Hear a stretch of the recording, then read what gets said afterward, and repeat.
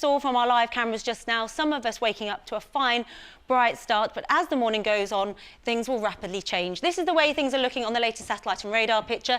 Clearer skies out to the eastern side of Britain here. Some early sunshine, as you saw, through Fife down to Cambridge and the cliffs of Dover, but out to the west, thickening cloud and outbreaks of rain. This radar picture shows the rain shearing up from the south at the moment. Already weather warnings in force for Northern Ireland, the southwest of Wales and the West Country this morning. And here the rain will be persistent and steady over the coming few hours. So significantly wet in these zones as the morning goes on. A soaking wet start across Northern Ireland. The rain extending into the southwest and Wales, and here a drenching for a time. Out to the north and the east, drier, clearer conditions, and for most of us a mild start as well. Find out what's in store this weekend on our website. Thanks, Lucy. Let's take a look at the morning's papers. Yeah, a quick canter through. Daily Mail's got a decent story, an exclusive about Natasha Kampusch, who poor woman imprisoned in Austria for 8 long years, I think it was. That's a good read there. Daily Telegraph. Well, we've got a picture of the fearsome New Zealand women rugby players who beat England yesterday in the World Cup, and 10 million in line for rebate after tax fiasco. We'll be looking at that in some depth a bit later. And then Coulson, the David Cameron's press man, pressure mounts for an inquiry. This is over phone tapping while he was in charge of the News of the World. What else have you got, Christine? Back pages there, Dan. We'll go to Dan first.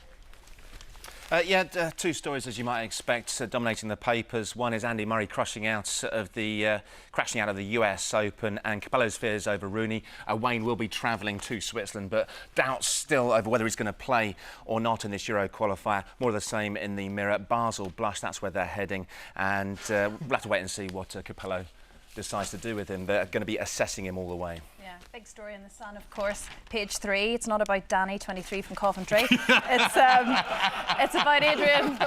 Adrian, ear. Get a razor, Adrian. Talking about his ear hair, which I happened to mention a few days ago. It's in the Sun today. I can inform you all, it is an exclusive. He shaved his ears, ladies and gentlemen, especially for you. That's a nice thought for breakfast, isn't it? Never did I think I'd make page 3 of the Sun. I mean, it's a big day for me. Still to come on Daybreak, millions of children returning to school this week, but what state will they find their classrooms in? First, let's get the news, weather and travel where you are this morning.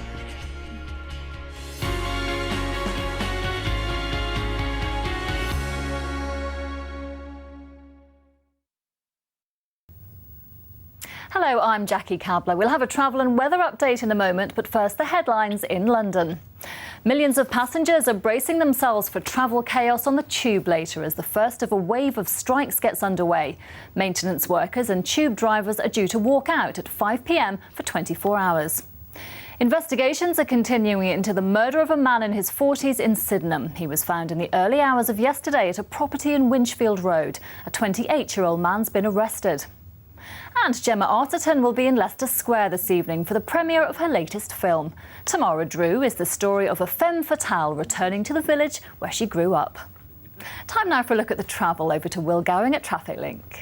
Hi there, Jackie. Very good morning. If you're heading onto the main routes in Hackney at the moment, some problems. Victoria Park Road has been closed since the early hours in both directions after an accident. First day back at school for many, so the main routes are expected to be a little bit busier than usual. Not great news through some major roadworks actually taking place around New Cross here on the A2, so that's just around the junction of Kenders Street. Second set of roadworks on the North Circular Road in Brent Cross as well, just here near to the M1 at the Staples Corner flyover. Delays likely throughout the busier times a little bit later on this morning. The good news is, so far, the tubes and the trains are looking fine, and Manali has your weather details.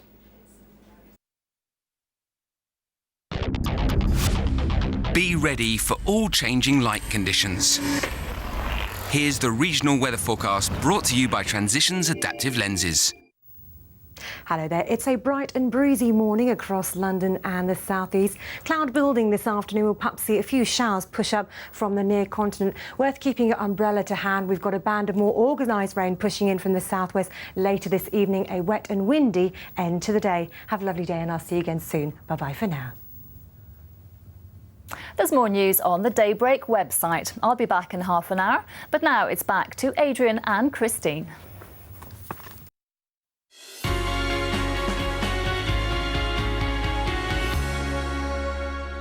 Hello, welcome back to Daybreak. It is almost 6:20. Every morning it's our aim to give you, if nothing else, a bit of a cheat sheet for the day. So impress your friends and infuriate your enemies with what we're calling your 5 a day. First of your 5 today, top news story.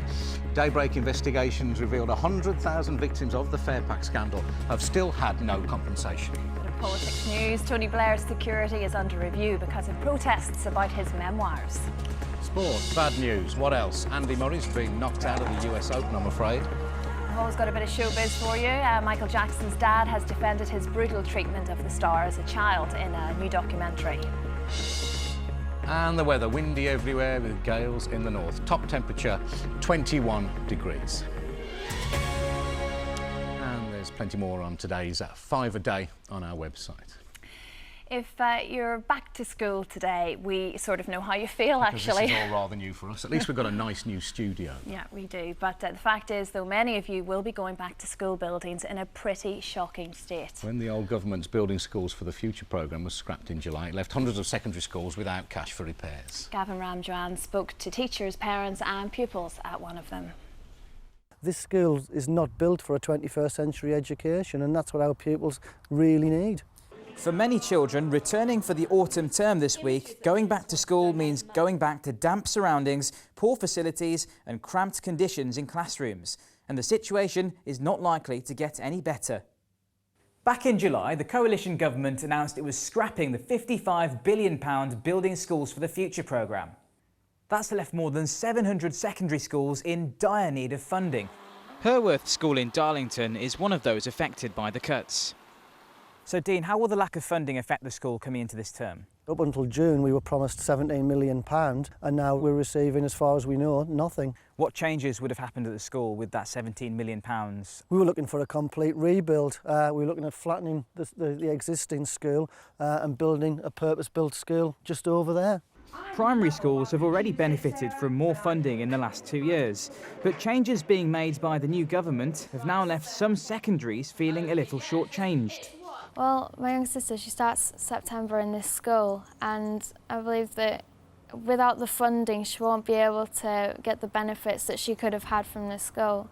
Even the parents are concerned about the lack of investment.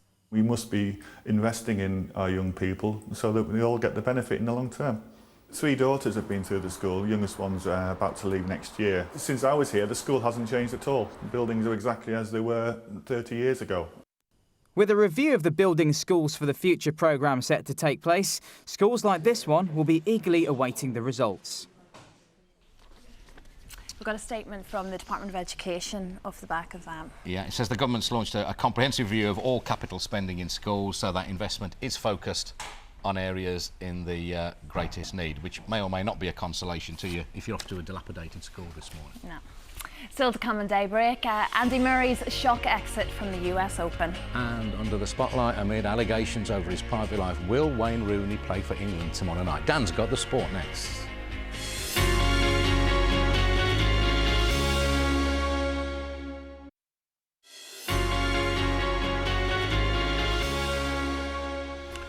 Welcome back. It's 6:24 on Daybreak. Now, I'm going to leave you on your own. I'm going to go over and talk to Dan about sport, because that's more of a man's thing, sport, isn't Yeah, it? I'll just sit here, file my nails and stuff. Yeah, All off you go then. Good luck. Nice work. This is where he walks and talks. Yep. Fingers crossed, Adrian. I promised a bookmaker I'm going to take exactly 11 steps over towards Dan.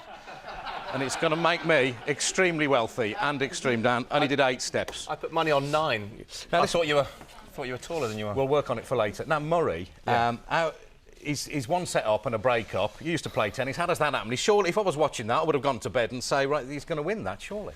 I don't know, it looked as if he was slightly injured. Maybe fatigue played a part, or maybe just went wandering. It was a bit strange match all round, and it sounds like it's a shock result. It is, but Wawrinka, the guy that he lost Played well, to, didn't he played a blinder, and he's a former top 10 player.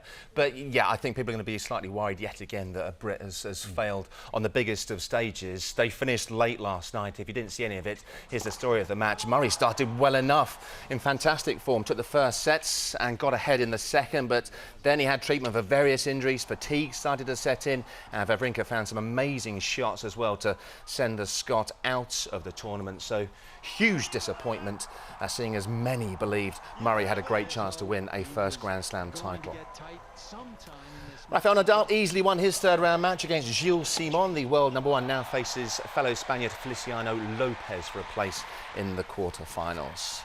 Elsewhere in sports, Wayne Rooney will travel to Switzerland for England's Euro qualifying match tomorrow, despite damaging reports about his private life in the Sunday papers. Rooney trained with the squad yesterday. Although he's set to travel, some reports suggest Fabio Capello may choose not to play him. So what do other squad members think about this latest distraction? I spoke to James Milner at a press conference yesterday. How do these allegations, revelations affect the squad as a whole? Things don't, you know. Things are always said in the paper, good things, bad things about the England team when results are going well, when they're not going well. If we're winning football matches, that's the only thing that matters. England beat Pakistan in the first 2020 game in Cardiff. Michael Yardy and Owen Morgan, who was born in Ireland actually, giving them the runs they needed for a 5-wicket win. So as an Irishman gives England victory in Wales, the troubles continue for Pakistan. England's women just lost out to New Zealand in the World Cup final. A try from Charlotte Barris there brought them level, but this was the penalty that gave the Kiwis victory 13-10. Tears at the final whistle for England. Jubilation for New Zealand, world champions for the 4th straight time. There's some absolutely massive hits in that game. I think we've pulled one out here. No quarter asked or given. Blimey. I don't know if this lady's married, but there's going to be no arguments over who does the dishes, are there, with that? Which one? All of them? Oh, well, all of them, particularly the Kiwi there. In all seriousness, no, Kiwis, fantastic team, and England came oh so close. So yeah, unlucky, ladies. We're very next proud of time. them. Let's get the weather from Lucy. Thank you. Good morning. Thanks, Adrian. Well, this is an example of one of our live Daybreak cameras as dawn is breaking up in the northwest. This is the latest scenes from Liverpool. A beautiful start to the day. Clear blue skies, crisp and fresh feeling. It's going to be a lovely sunrise if you're heading out to work or for school. These are the shots across the River Mersey, and we've just seen the famous Royal Liver building. So let's get a look at the forecast now. Daybreak weather. Sponsored by Nestle Cereals. Proudly waving the banner for whole grain. Good morning. Well, we're going to see strong gusty winds and outbreaks of rain over the next 24 hours. Significant steady rain. This is the latest satellite and radar picture. Clear skies out to the eastern side of Britain. Elsewhere, thickening low grey cloud and this area of rain shearing up from the south. Heavy, persistent rain at that. And there's a flash weather warnings in force for Northern Ireland, the southwest and parts of Wales over the next few hours. So a drenching first thing tomorrow in all of these zones. First thing this morning, the rain sitting across much of Northern Ireland. The rain will be at its heaviest around the coast and over the hilltops, and here too to accompany the rainfall, strong gusty winds, gales and exposure around the coast, the hilltops and the headlands. The area of rain extending to the southwest, into the West Country, parts of Wales, all the way down into the Channel and the Channel Islands. And then ahead of this, plenty of clouds staying dry with the best of the early morning sunshine expected across eastern coastal counties. And after a mild night, temperatures into double figures this morning. Feeling very pleasant out there if you have the sunshine. Into the afternoon, that area of rain makes some headway northwards and eastwards. Here's your summary. For your local weekend weather, visit our website. You're watching Daybreak with Adrian Chiles. And Christine Bleakley. We're on uncharted territory here. We've never done a show lasting longer than half an hour together before. We don't know whether we can manage it, but in the next half an hour, if we can do it, yes. Whose garden is this? We take a tour around a very, very VVIP's backyard. And could even more of us be getting money back from the taxman? Now let's get the news with Tasman Lucia Khan.